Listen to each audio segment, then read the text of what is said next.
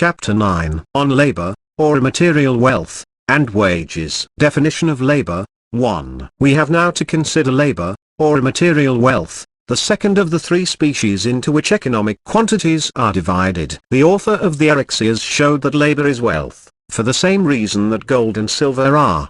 Because persons can gain things in exchange for it, and all economists since Smith treat labor as a marketable commodity, subject to the general laws of value. Labor is sometimes divided into muscular and nervous, all labor of the body and of the mind. In common parlance it is more frequently applied to the labor of the hands or body, and the term laborers is often considered to apply only to such persons as ploughmen, carpenters, masons, and other artisans. This, however, is a grievous error. Labor in economics means an exertion of the mind, however manifested, either by the hand, the tongue, or in any other way. However simple work may be, it must be directed by thought. All labor is in reality thought, accompanied more or less by muscular exertion, and the sedentary scientific student, the lawyer, the clergyman, the professor, the painter, the cabinet minister, the banker, the merchant, are as truly laborers and workingmen as any carpenters,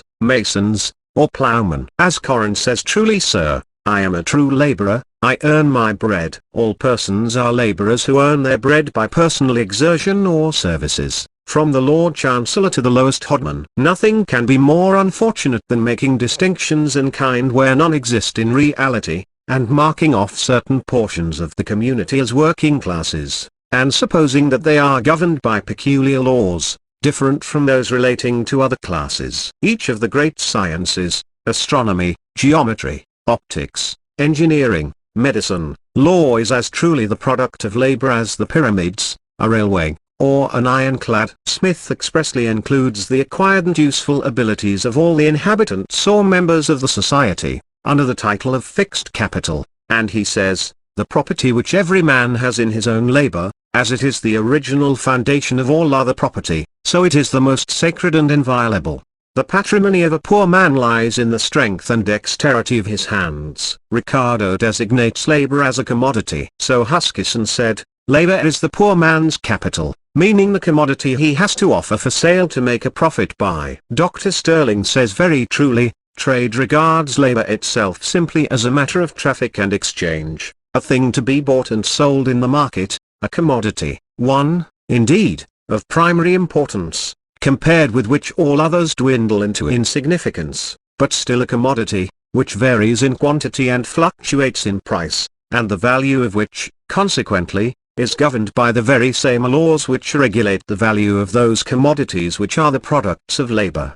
Labor, therefore, being simply a commodity, there is a market for it, like as there is for anything else. There is a labor market, just as there is a corn market, a meat market, a poultry market, a vegetable market, or a fish market. On wages. 2. When one person sells to another the right to demand so much labor or service from him of any description, he becomes the servant of that person, and the remuneration he receives is properly termed wages in our homely Old English. In modern times some classes of laborers or servants disdain this old Saxon word, and adopt others. Wage is now usually confined to the sum paid for manual labor. Officers in the services speak of their pay, professional men of their fees, employees of all sorts of their salary. But all these names merely denote the reward for labor, and all who receive them are laborers, whatever their rank or the nature of their labor may be. Wages are often distinguished as nominal and real, nominal being the number of coins or pieces of money the laborer receives,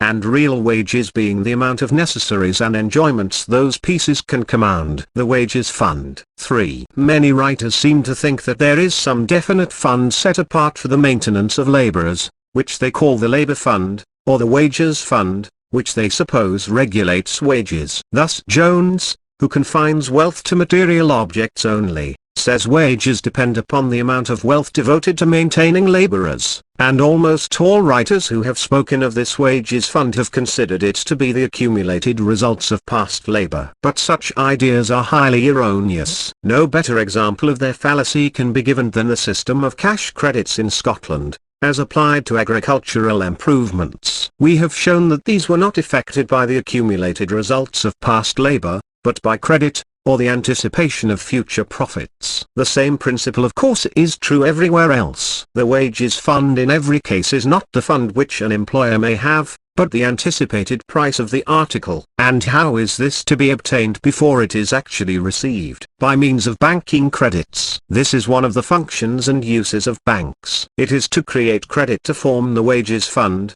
in anticipation of the prices paid by the consumers, and thus is seen the immense importance of a solid banking system to the laboring classes. It multiplies the wages fund 100-fold, and provides continuous employment for them as long as there is a prospect of continuous demand for their products. On rate of wages. 4. Having thus shown that money and credit are the fund out of which wages are paid, we have next to determine what governs the rate of wages. It was long maintained that wages are regulated by the price of food, and this was one of the assertions on which the protectionist system was based. Thus Smith in one place says, "The money price of corn regulates that of all other home-made commodities. It regulates the money price of labor, which must always be such as to enable the laborer to purchase a quantity of corn sufficient to maintain him and his family. By regulating the money price of all other parts of the rude produce of land, it regulates that of the materials of almost all manufactures. By regulating the money price of labor,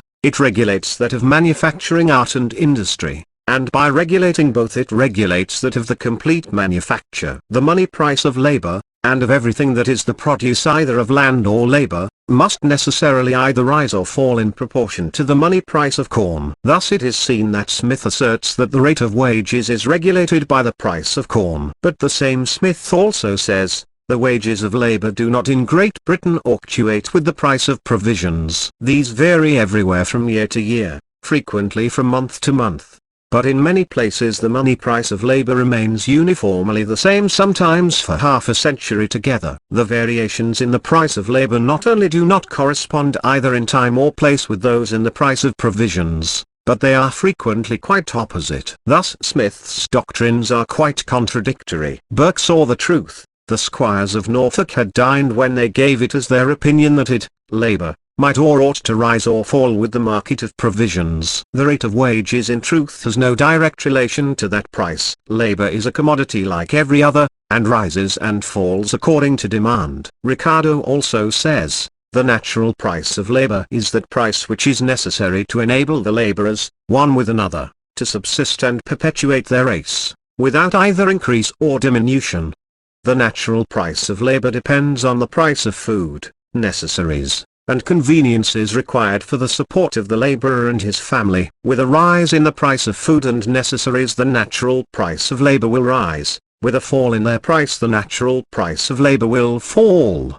Very slight reflection will show how vague and inaccurate the ideas in these sentences are. What are the natural food, necessaries, and conveniences of the laborer? The standard varies in every country. Are we to take the wheaten standard of England, the oaten standard of Scotland, the potato standard of Ireland, or the black rice standard of Poland? Which of these is the natural standard? Wages in the West Riding of Yorkshire used to be 145, in Dorsetshire 75, a week. Which of these was the natural standard? It is quite manifest that it is not the price of food which regulates wages, but the wages received which indicate the most expensive food which the laborers can afford to buy. Wages have not risen because the laborers eat wheaten bread instead of rye, as formerly, but they eat wheaten bread because their wages enabled them to do so. The wages were not so low in Ireland because the people lived upon potatoes, but they were obliged to live upon potatoes because their wages were so low,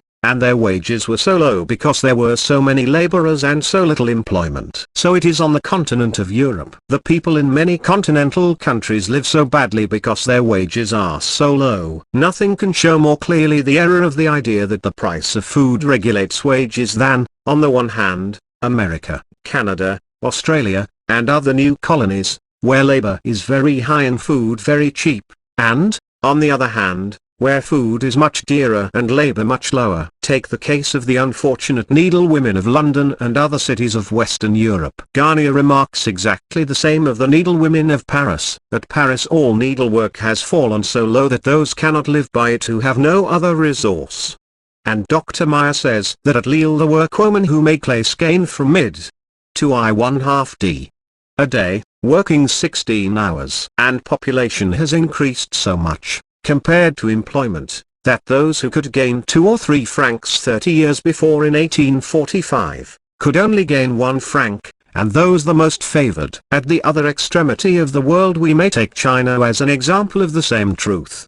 Travelers give us an account of the disgusting garbage which the poorer Chinese will eat. And why is this? Simply because of their enormous numbers and scant employment. It is the law of supply and demand which governs wages, like the value of everything else. An excessive increase of the number of work people forces down wages by an inevitable law of nature, and as their numbers increase faster than their employment, their wages must progressively diminish, and their comforts and scale of living become progressively deteriorated. Nothing could prevent the scale of living of the poorer classes of this country descending to the level of the Irish or the Chinese, if their numbers went on increasing without a corresponding increase of employment. It is no mere speculative opinion that a general and long-continued low price of corn is not only not necessarily accompanied by a low rate of wages, but most probably by the very reverse. The most remarkable continuance of generally fine seasons and abundance of corn ever known in England, occurred in the last century. For the extraordinary period of 65 years, from 1701 to 1765, there was, with few exceptions, a continued series of plentiful harvests. The average price of corn was 16% less than the average for the same period of the preceding century, but, notwithstanding that, the price of labor rose greatly during the same period, and, what was least to be expected, agricultural labor rose 16%. Tooke says, the fact, indeed, of a rise of money wages in this country coincidentally with a fall in the price of corn during the long interval in question, rests on unquestionable authorities.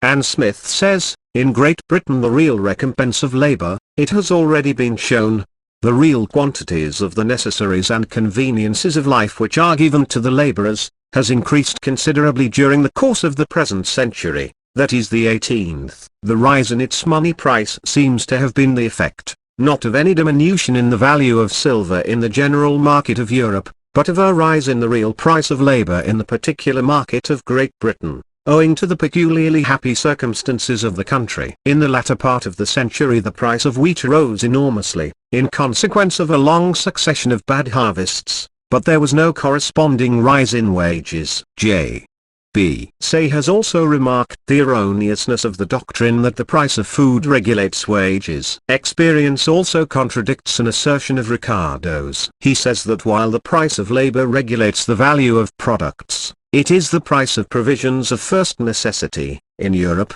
for example, corn, which regulates the price of labor, and that a rise in the price of corn diminishes the rate of profit and raises wages. Well, I am informed by the manufacturers of England and France, especially by Knox and Sons, who have mills at Liège, Louviers, Sedan, Reims, and Paris, that it is exactly the contrary which happens. When corn becomes dearer, wages go down. This result is not accidental, the same cause is always followed by the same effect, and the effect lasts as long as the cause. The explanation is not difficult. When corn is very high, the laboring classes are obliged to devote to purchasing grain a part of their wages which they would have employed in superior clothing, or rent, or furniture, or more succulent and various food. In a word, they reduce all their consumption, and the want of consumption reduces the required quantity of nearly all other products. Hence the reduction of demand lowers profits of all sorts, as well of masters as workmen. These observations are true everywhere. On the division of labor, 5. Smith commences his work by giving an interesting account of the immense increase of production which is effected by a combination of persons each restricting their work to a single process. This principle is usually called the division of labor, to which expression objection has been taken by some eminent economists, as they say it ought rather to be called the combination of labor. Smith says that in making a pin there are about 18 distinct operations, and that 10 persons working together could make about 48,000 pins in a day, that is, each may be held to make 4,800 in a day, whereas if each person had to do the whole work of each pin, he could scarcely make 20 pins in a day. Smith has erred in describing the origin of this principle. He says that it has arisen out of the trucking, bartering, or exchanging disposition of men. This, however, is a mistake, because in the socialistic and communistic states of society, in which all exchanges are peremptorily forbidden, and which are organized for the express purpose of abolishing all exchanges, the principle of the division of labor is as thoroughly well understood and acted upon as in economic societies, where private property and free exchange exist. For this principle conduces immensely to the increase of the quantity of the produce, no matter whether this produce belongs to the community in genera or to each member separately. Moreover, many species of animals perfectly well understand and act upon the principle of the division of labor. In fact, Aristotle originated the term in describing the operations of bees. Pliny and Virgil used the same term respecting them, and modern observation has found that they carry this principle much further than was suspected by these writers. Many other animals, such as ants and heifers, also practice this principle. This principle was known and acted upon in ancient times. Herodotus says that in Egypt every medical man was compelled to confine himself strictly to one branch of the profession. At Venice in 1172 a law was enacted that every workman should confine himself to a single occupation, in order to secure superior work. The same law was enacted by Philippe le Bel in France. We may quote an example from J.B. Say equally striking, but probably not so familiar to English readers. He describes the manufacture of playing cards. It is not the same workmen who prepare the paper of which the cards are made, nor the colors printed upon them, and in giving attention to only one employment in this matter, we shall find that a pack of cards is the result of several occupations, of which each one occupies a distinct series of workmen or workwomen, who are always employed in the same operation. It is always different persons, but always the same set, who sift the packets and the swellings of the paper which injure the quality of its thickness. The same set of persons paste together the 3 leaves of which each card is formed, and put them in the press. The same set of persons color the backs of the cards. The same set always print the outlines of the figures. Another set print the colors of the same figures. Another set cry over the heat of the cards when printed. Another set polish them on both sides. It is a separate trade to cut them equally. It is another to collect them and form them into packs, another to print the covers of the packs, and yet another to pack them, without counting the duties of the persons employed in buying and selling them, in paying the workmen and keeping their accounts. In short, those in the trade say that each card, that is, each little piece of cardboard of the size of the hand, before being fit to be sold, goes through not less than 70 different operations, which are each the subject of a separate trade. And if there are not 70 kinds of workmen in each manufactory of cards, it is because the division of labor is not carried so far as it might be, and because the same workman performs 2, 3, or 4 distinct operations. The effect of this separation of employments is immense. I have seen a manufactory of cards in which 30 workmen produced every day 15,500 cards, that is, more than 500 cards per man. And it may be presumed that if each workman was obliged to perform each operation by himself, and supposing him skillful in his art, he would not complete more than 2 cards a day, and consequently the 30 workmen, instead of making 15,500, would only make 60. To give similar details of other trades would fill a volume. We will only give one. In watchmaking there are 112 distinct trades, to each of which a boy may be apprenticed, and of which he knows none but that one. It would be interesting to know how many watches these 112 men could make in combination, and how many if each man made the whole watch. And not only the number but the quality of the watches. Babbage has observed that the principle of the division of labor not only immensely increases the quantity, but also greatly reduces the cost of production, because different parts of the work require very different degrees of skill. He shows that in pin making men are employed at 55.60 a day, women at 60, and children at 60. 4 men, 4 women, and 2 children can make 1 pound of metal into 546 pins in 7 hours and a half. at a cost of a little more than a guinea, whereas if all the persons employed were of the necessary skill to make the most difficult part it would cost nearly 4 times as much. Babbage gives a striking instance of the application of this principle in a great scientific work. The French revolutionary government wanted a series of mathematical tables, to facilitate the application of the decimal system which they had adopted. The task was entrusted to M. Prony, who soon saw that even with the assistance of 3 or 4 able assistants he could scarcely expect to finish it during his life. Meditating on this, he happened by chance to take up Smith's work and hit upon the chapter upon the division of labor. He immediately perceived that he might put out his logarithms to manufacture. He accordingly selected 5 or 6 of the most distinguished mathematicians to discover the best formule.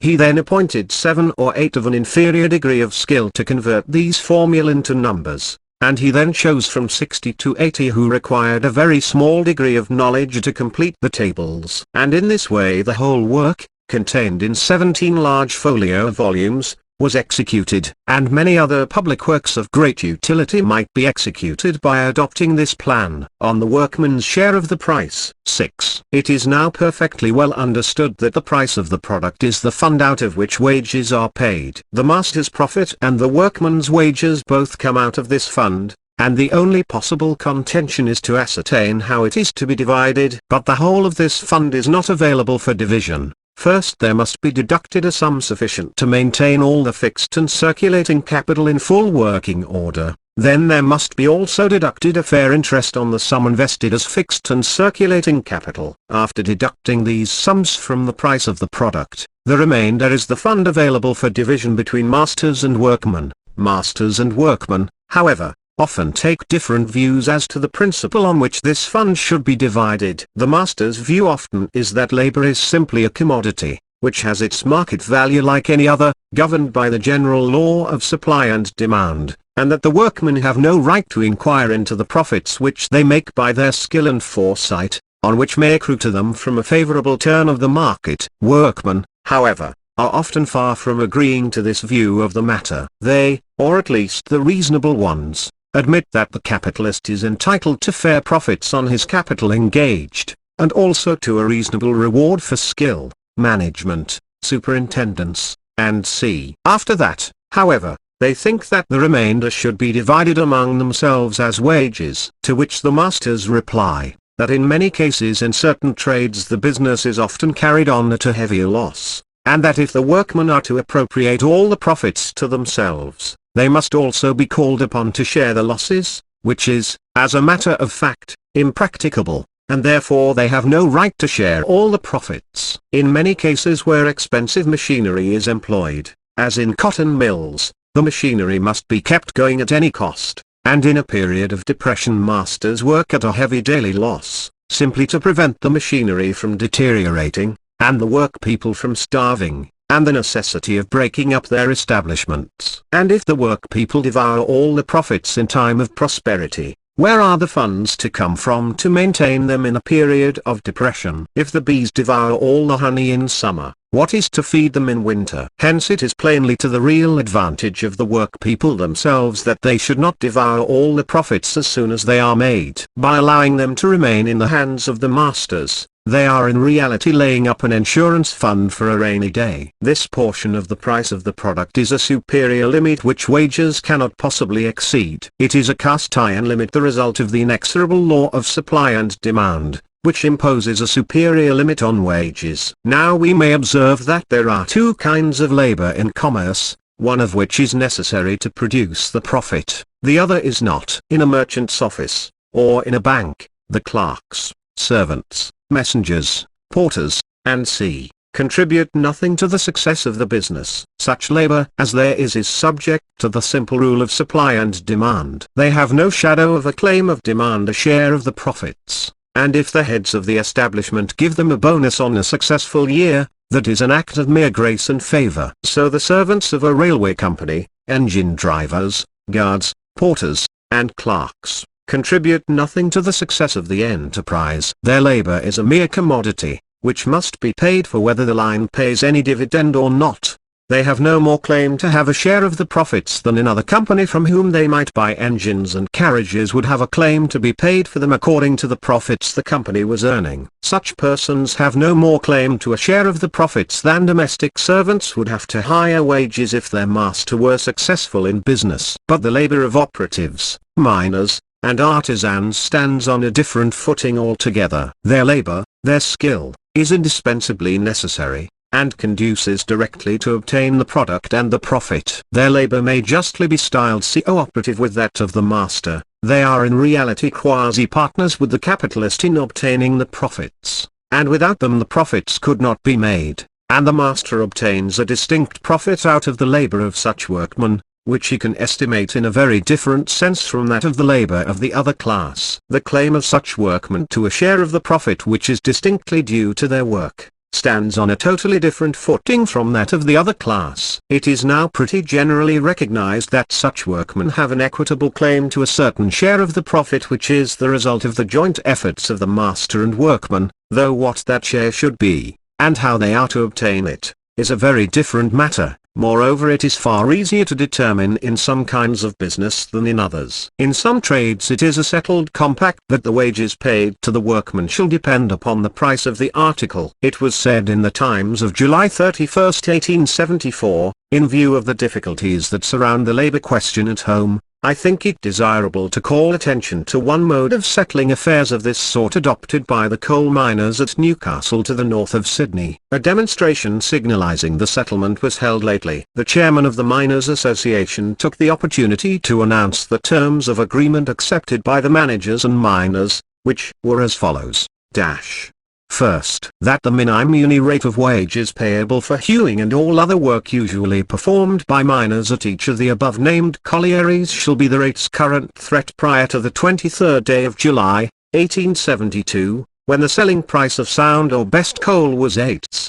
a ton, and of small coal 35.6d. per ton.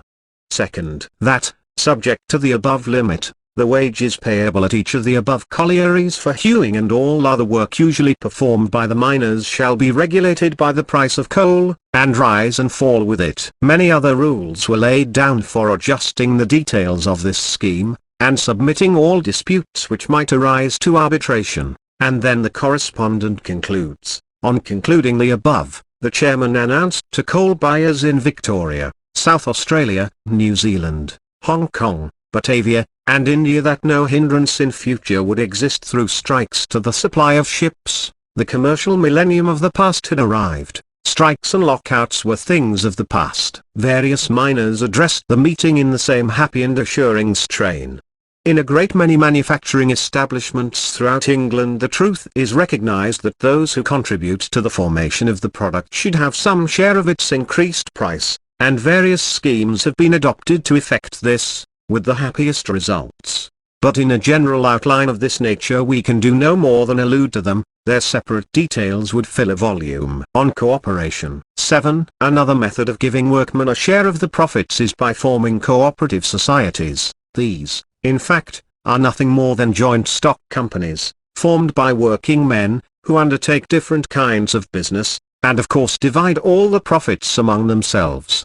The experiment has succeeded very well in many instances when applied to shops. The subscribers merely buy the goods which they would require to get at retail shops, and divide the profits among themselves. The principle has also been applied to mills and manufactories, but it is too soon to say yet whether it is likely to be equally successful in these cases. On trades unions, strikes, and lockouts. 8. Failing, however, these methods of satisfying the claims of working men for what they consider their fair share of profits, there is another which has been the cause of a vast amount of misery, viz. strikes. Trades unions were originally benefit clubs and friendly societies for working men, to insure working men against the accidents of life, want of employment, illness, and and so far as this goes they are undoubtedly very beneficial. But trades unions often interfere between working men and their employers in a way which is wholly unjustifiable,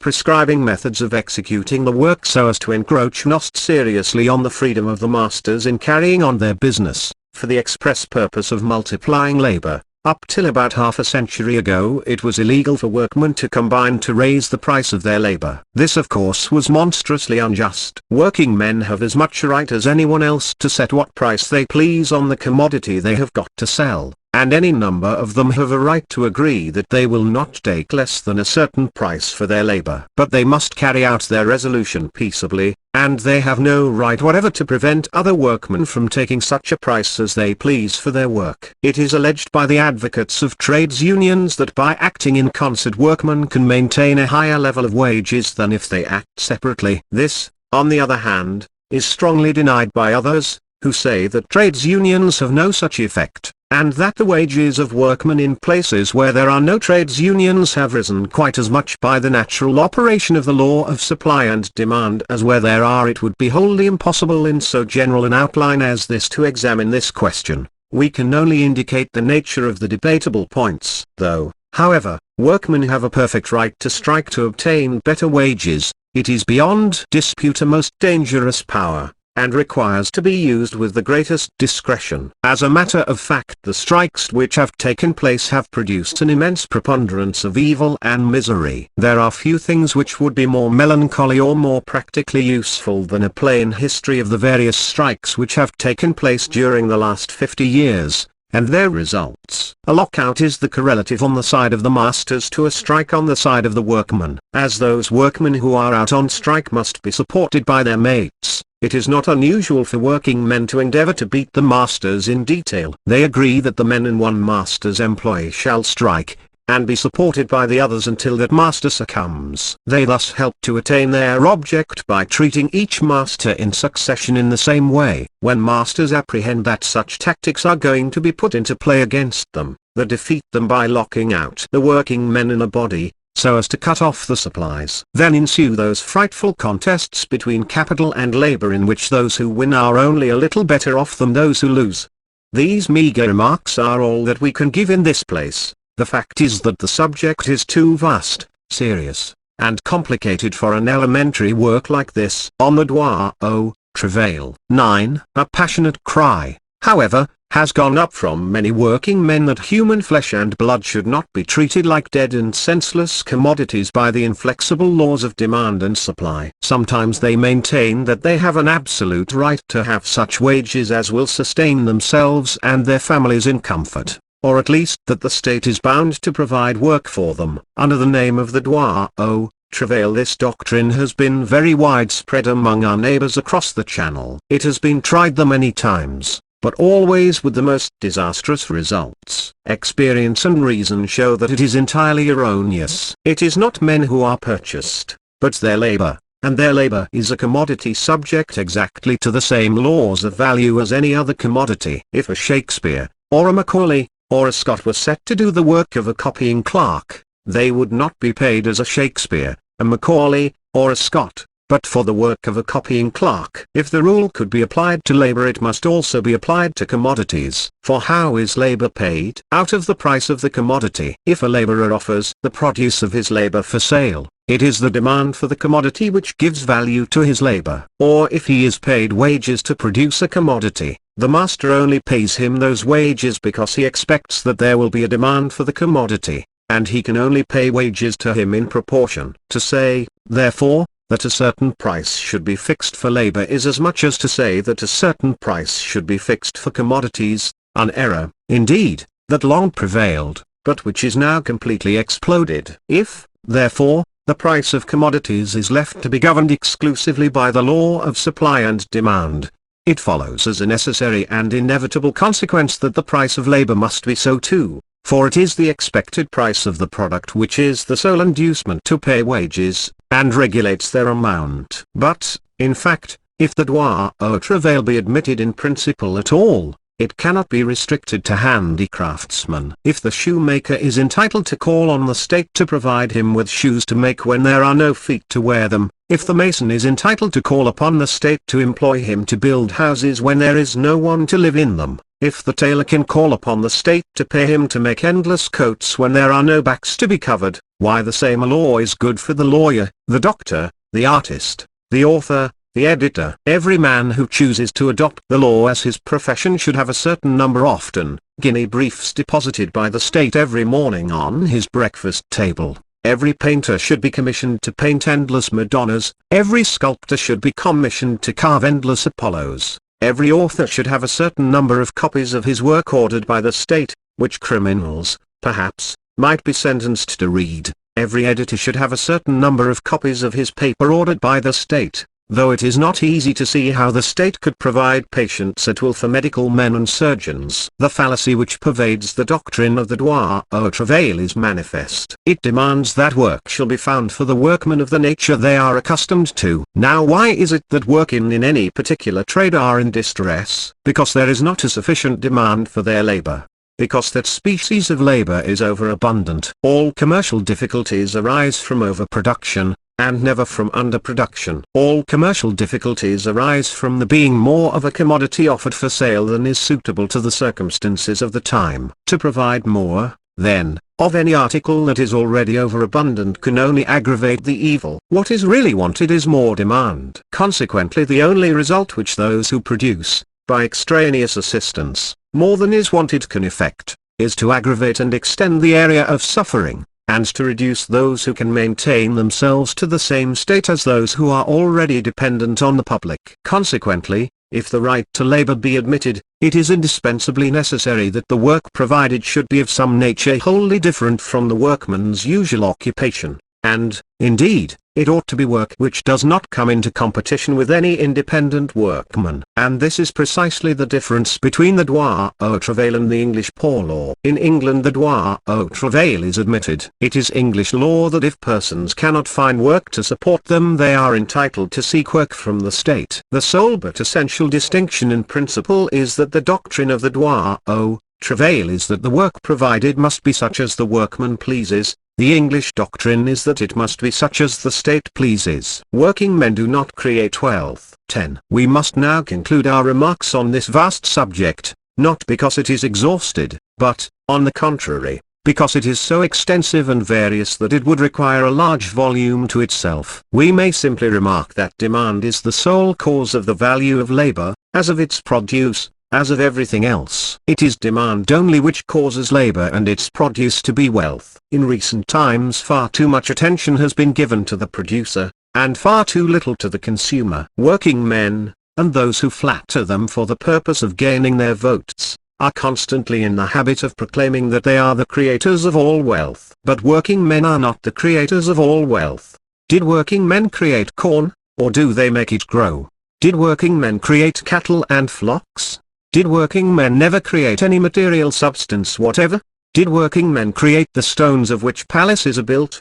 Did working men create the great sciences which have done so much for mankind, and by which so much of their labor is directed? Did they create the land? Did they create the skill and the foresight, and the thousands of millions of credit, by means of which modern commerce is carried on? They did none of these things. They bring nothing but their labor to transform and transport the materials furnished by nature, to supply the wants of others. And whatever they may do, it is not their labor which constitutes a thing wealth, but the demand of the consumer. Let all the skill and labor possible be bestowed on any product, and if there is no demand for it, it is not wealth. The producer and the consumer are equally necessary to each other. It is only by their joint action that anything is wealth. As the whole body of ancient writers, the whole of the first school of economists, and the whole of the Italian economists show, it is consumption, or demand, that is the true essence of wealth. At every turn this truth meets us,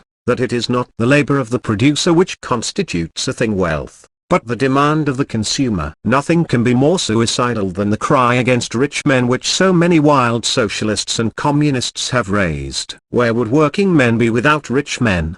If a man has not wealth himself, but only his labor to sell, what is most to his advantage? Why, of course that there should be as many rich men as possible to compete for his labor. If a man has nothing but his labor to sell, does he go to a multitude of paupers like himself who cannot buy it? Or does he seek a concourse of rich men who will compete for it?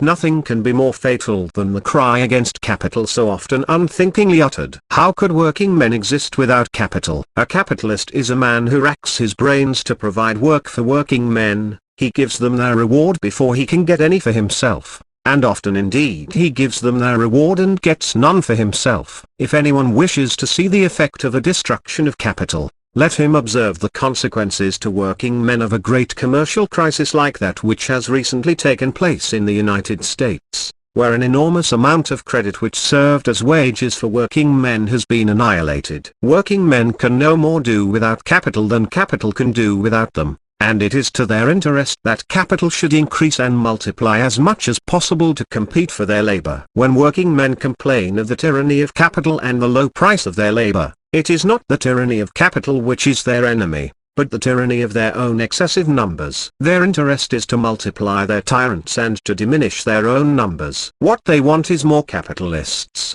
more rich men, and fewer working men. However, we are happy to think that working men in this country are touched to a comparatively small extent with the insane frenzy of continental socialists and communists, whose object is to destroy all capital and rich men. Their struggle in the main is only to obtain what they consider a fair division of the fund which provides both profits and wages, and it would be impossible to conceive a greater benefactor to his country than the one who could permanently reconcile the interests of masters and workmen, and put an end to the internecine wars of capital and labor.